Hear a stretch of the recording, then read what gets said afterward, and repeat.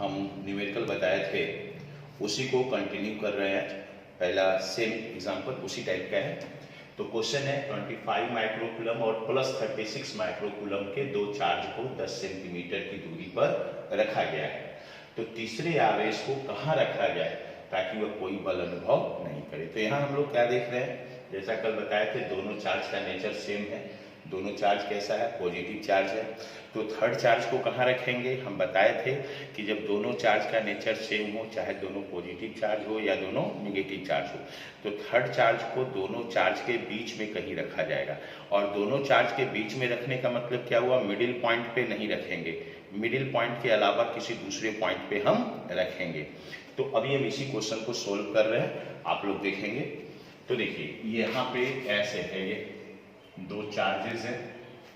ये पहले यहाँ इसका वैल्यू लिख लेते हैं, Q1 plus 25 microcoulomb, Q2 plus 36 microcoulomb and R equal to 10 centimetre. ठीक है, तो यहाँ पे देखिए ये प्लस Q1 चार्ज है और ये प्लस Q2 और दोनों के बीच का डिस्टेंस R का वैल्यू दे रहा है 10 सेंटीमीटर। तो क्वेश्चन कहता है कि थर्ड चार्ज को कहाँ पे रखे कि वो कोई फोर्स एक्सपीरियंस नहीं करे, फोर्स अनुभव नहीं करे। तो हम बताए कि दोनों चार्ज का नेचर सेम हो। नेचर मतलब अगर दोनों पॉजिटिव हो या दोनों निगेटिव हो, तो थर्ड चार्ज जो है उसको दोनों चार्ज के बीच में कहीं पे रखेंगे। लेकिन बीच में कहने का मतलब मिडिल पॉइंट नहीं, चाहे तो हम इधर ले सकते हैं Q1 के नजदीक या Q2 के नजदीक। ठीक है, तो हम यहाँ ले लेते हैं Q1 के नजदीक कोई पॉइंट O ले लिए और इस पे किसी चार्ज प्लस स्मॉल q को रख लिए। ये चार्ज अपने मन से हम माने हैं, ये दिया हुआ नहीं है, यहाँ दे रहा है किसी तीसरे आवेश, तो किसी तीसरा आवेश प्लस स्मॉल q ले लिए। ठीक है, और Q1 से इसका डिस्टेंस x लिए, तो Q2 से डिस्टेंस क्या बच जाएगा, r माइनस एक्स।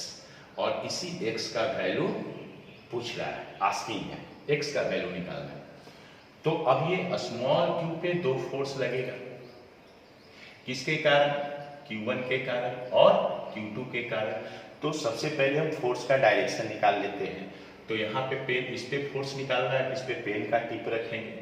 अब दोनों सेम चार्ज है तो इस पे विकर्षण बल लगेगा, तो विकर्षण से ये दूर जाना चाहेगा, तो इधर जाना चाहेगा, तो इधर फोर्स का डायरेक्शन हो गया F1 और इसके कारण इधर हो जाएगा डायरेक्शन F2। अब फोर्स को बराबर करके भी बना सकते हैं या फिर कल जो हम मेथड बताए थे उस मेथड का यूज करते हैं।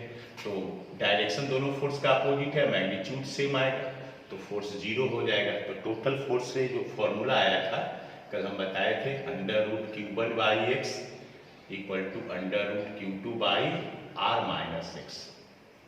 देखिएगा कल के वीडियो में ये है फॉर्मूला, कल के क्लास में बताए थे। अब बस वैल्यू पुट करके हमको x निकालना है। तो Q1 का वैल्यू क्या है, √Q1 25 है x, Q2 √36 है R माइनस एक्स।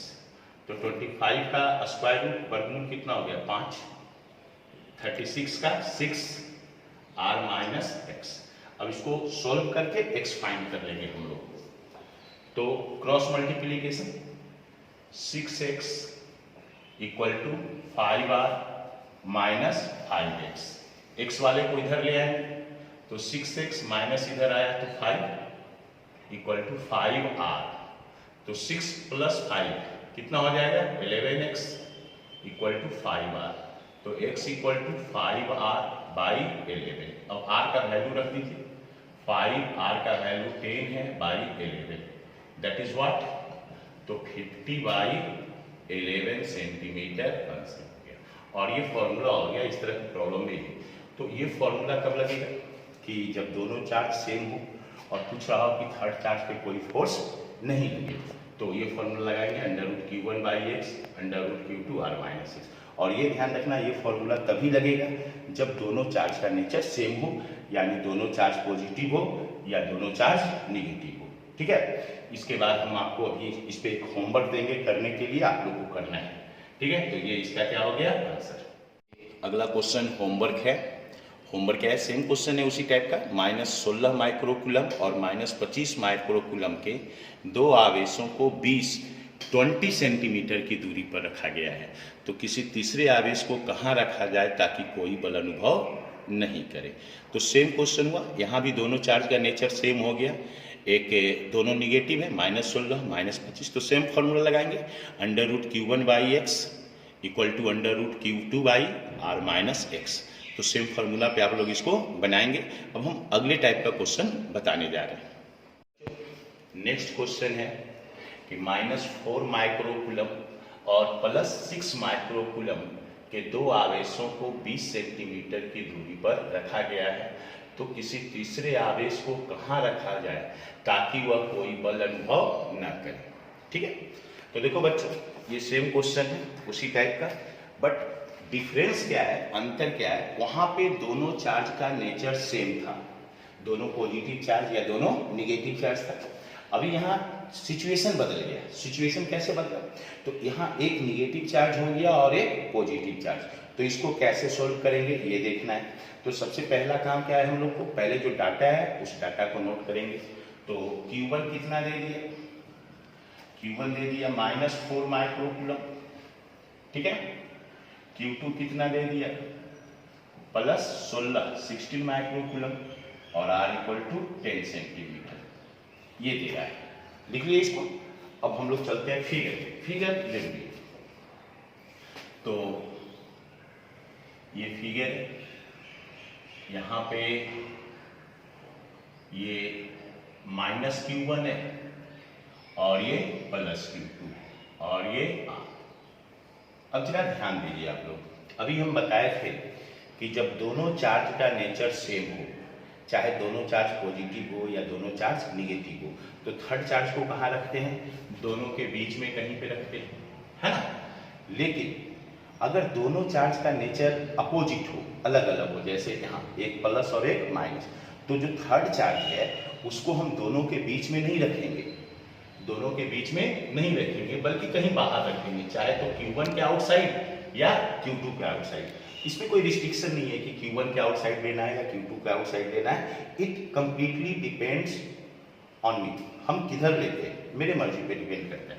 तो चलिए हम यहाँ ले लिए बाहर, ये कोई पॉइंट O मान लिए Q1 से x डिस्टेंस पे, और यहाँ पे चार्ज रख दिए प्लस के। ये बताए थे Q अपने मन से मानते हैं। तो ये चीज समझना है कि जब दोनों चार्ज का नेचर सेम होता है, तो जो पॉइंट O होता है वो दोनों चार्ज के बीच में कहीं पे लेते हैं, और जब एक माइनस और एक प्लस हो तो थर्ड चार्ज को कहाँ लिया जाता है, बाहर लिया जाता है, चाहे Q1 के आउटसाइड ले या Q2 के आउटसाइड ले। हम Q1 के आउटसाइड लिए और Q1 से इसका डिस्टेंस x मान लिए, तो इसी x का वैल्यू पूछ रहा है। अब फोर्स का डायरेक्शन निकालना है पहले, तो किस पे फोर्स का डायरेक्शन निकालेंगे, तो ये स्मॉल q पे, ठीक है, यहां से ऐसे शो कर देते हैं इसको, ये डिस्टेंस x। तो Q1 ये निगेटिव चार्ज है, ये पॉजिटिव, इस पे फोर्स का डायरेक्शन निकालना है, तो पेन रखेंगे। अब Q1 माइनस है और ये प्लस है, तो अपोजिट चार्ज में क्या लगेगा, आकर्षण, तो आकर्षण के कारण ये नजदीक आएगा, तो फोर्स इधर हो जाएगा F1, और Q2 प्लस है और ये स्मॉल q भी प्लस है, तो Q2 के कारण फोर्स विकर्षण लगेगा, तो विकर्षण के कारण दूर जाएगा, तो इधर आ जाएगा F2, ठीक है। अब Q1 से इसका डिस्टेंस x है और Q2 से डिस्टेंस कितना हो गया, r प्लस x। तो इसके लिए जो फॉर्मूला होगा, ये फॉर्मूला जो होगा Q1/x equal to √Q2/r plus x। जब दोनों चार्ज का नेचर सेम होता था तो क्या होता था, √Q1/x और √Q2/r माइनस x। लेकिन जब दोनों चार्ज का निगेटिव है तो क्या फॉर्मूला हो जाएगा, जब दोनों एक चार्ज निगेटिव और एक पॉजिटिव है तो formula √Q1/x equal to √Q2/r plus x। अब सिंपली हम लोग सोल्व कर लेंगे इसको।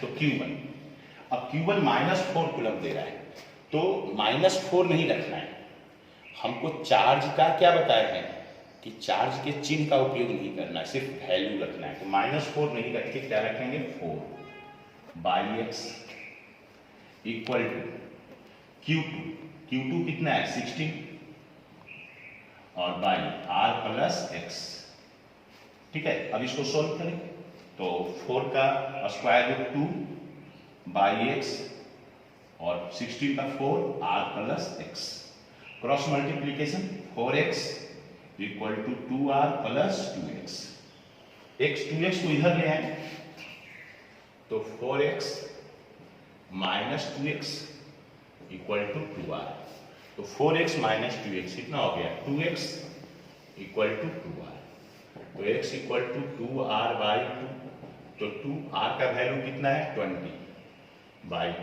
2 से 2 cancel, x equal to 20 centimetre, कुछ भी आ सकता है।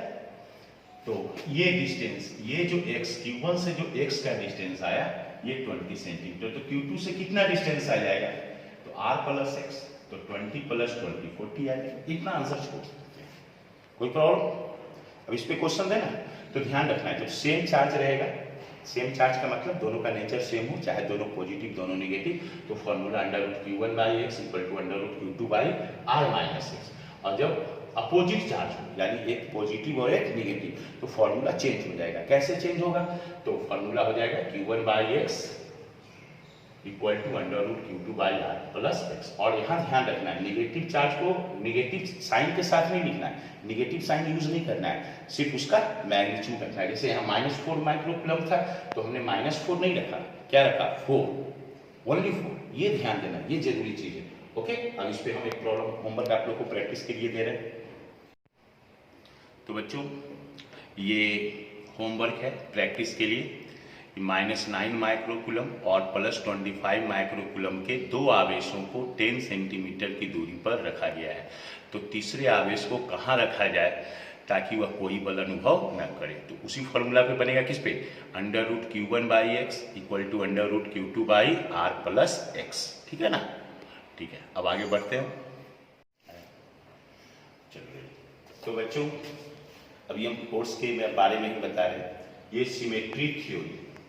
तो सिमेट्री थ्योरी बड़ा आसान होता है क्वेश्चन बनाना, इससे बड़ा बड़ा क्वेश्चन भी बहुत ऑब्जेक्टिव हो जाता है, बट ये सारे जगह अप्लाइड नहीं होता है सिमेट्री थ्योरी।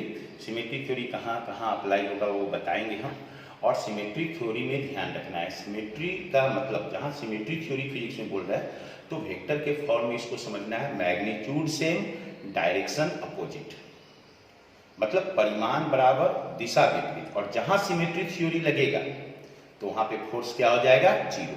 अभी हम एक तो प्रूफ करके बता देंगे कैसे 0 होगा, फिर उसके बाद हम लोग क्या करेंगे कि डायरेक्ट उसका आंसर 0 लिख सकते हैं। तो पहले हम एक क्वेश्चन लेते हैं, क्वेश्चन दे दिया इस तरह से कि +10 माइक्रोकूलम के दो आवेशों को 5 सेंटीमीटर की दूरी पर रखा गया है। किसी आवेश +2 माइक्रोकूलम के आवेश को दोनों आवेशों को मिलाने वाली रेखा के मध्य बिंदु पर रखते हैं। तो +2 माइक्रोकूलम के आवेश पर लगने वाला वैद्युतस्थैतिक बल ज्ञात करें। पहले क्वेश्चन देख लो ठीक से, फिर हम समझा रहे हैं। क्वेश्चन है +10 माइक्रोकूलम के दो आवेशों को 5 सेंटीमीटर की दूरी पर रखा गया है। किसी आवेश +2 माइक्रोकूलम के आवेश को दोनों आवेशों को मिलाने वाली रेखा के मध्य बिंदु पर रखते हैं। तो +2 माइक्रोकूलम के आवेश पर लगने वाला वैद्युतस्थैतिक बल ज्ञात करें। ठीक है, तो बताएं, क्वेश्चन देख लिया। अभी यहाँ क्या है जो सिचुएशन है, पहले हम लोग ये डाटा लिख लेते हैं। Q1 +10 माइक्रोकूलम, Q2 भी +10 माइक्रोकूलम है, और दोनों के बीच का डिस्टेंस कितना है 5 सेंटीमीटर। और थर्ड चार्ज +2 माइक्रोकूलम है। तो थर्ड चार्ज से हमको मतलब नहीं है, सिमेट्री थ्योरी के लिए ये Q1 और Q2 सेम होना चाहिए। अभी हम बताते हैं कैसे सिमेट्री थ्योरी इसको कहते हैं। तो यहां देखिए ये दो चार्ज है, +Q1 +Q2 और ये R, ठीक है। तो अब क्या कहता है कि 5 से किसी आवेश +2 माइक्रोकूलम के आवेश को दोनों आवेशों को मिलाने वाली रेखा के मध्य बिंदु पर रखा है, यानी मिडिल पॉइंट। ये दोनों चार्ज अगर A और B पे है तो मिडिल पॉइंट O पे +p चार्ज है, ये चार्ज, इस पे फोर्स निकालना है। तो इस पे कितना फोर्स लगेगा? 2 फोर्स लगेगा। किसके किसके कारण? Q1 के कारण और Q2 के कारण। तो इस पे पहले पेन रख देते हैं क्योंकि इस पे फोर्स का डायरेक्शन चाहिए। अब दोनों प्लस चार्ज है, तो बताओ इस पे फोर्स का डायरेक्शन किधर होगा? बताओ। तो देखो ये दोनों प्लस चार्ज है, तो इस पे विकर्षण बल लगेगा इधर F1, और ये भी प्लस चार्ज है, इसके कारण इस पे फोर्स निकालना है, तो ये भी विकर्षण बल लगाएगा इधर F2। तो हम क्या देख रहे हैं, ये तीर का निशान है एरो साइन वेक्टर के लिए, कि दोनों फोर्स का डायरेक्शन क्या है? अपोजिट, ठीक है ना। F1 का डायरेक्शन राइट साइड है और F2 का डायरेक्शन लेफ्ट साइड है। अब हम दोनों फोर्स का मैग्नीट्यूड निकालते हैं, परिमाण। तो F1 पहले निकालते हैं इसके कारण। तो F1 = Q1 और Q2 की जगह क्या है? स्मॉल q बाई 4πε0 R/2 का होल स्क्वायर। Q1 कितना हो गया? 10। Q2 कितना है? 2 बाई 4 × 2 कर देते हैं, बाई 4πε0।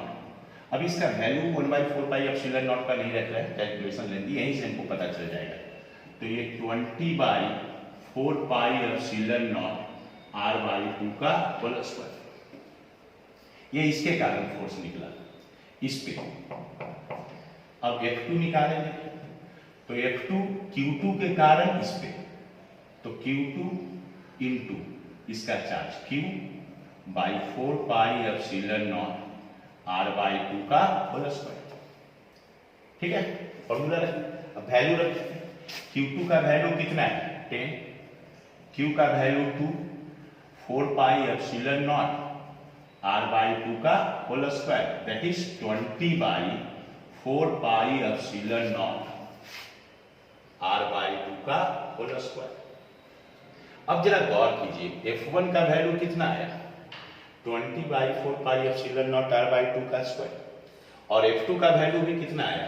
20/4πε0 R/2 का स्क्वायर। मतलब F1 = F2, F1 = F2। तो मैग्नीट्यूड सेम है और डायरेक्शन क्या है? अपोजिट। इधर F1 है और इधर F2 है। तो वेक्टर में पढ़ें कि दो वेक्टर का परिणामी शून्य कब होता है? तो जब दोनों का मैग्नीट्यूड बराबर हो और दिशा विपरीत हो। तो F1 और F2 कैंसिल हो जाएगा, तो नेट फोर्स क्या हो गया? 0। इसको ऐसे भी लिख सकते हैं वेक्टर फॉर्म में, F = F1 + F2 = 0। 0 कैसे आ गया? मैग्नीट्यूड से डायरेक्शन अपोजिट, कैंसिल हो गया दोनों फोर्स, तो नेट फोर्स क्या हो गया? 0।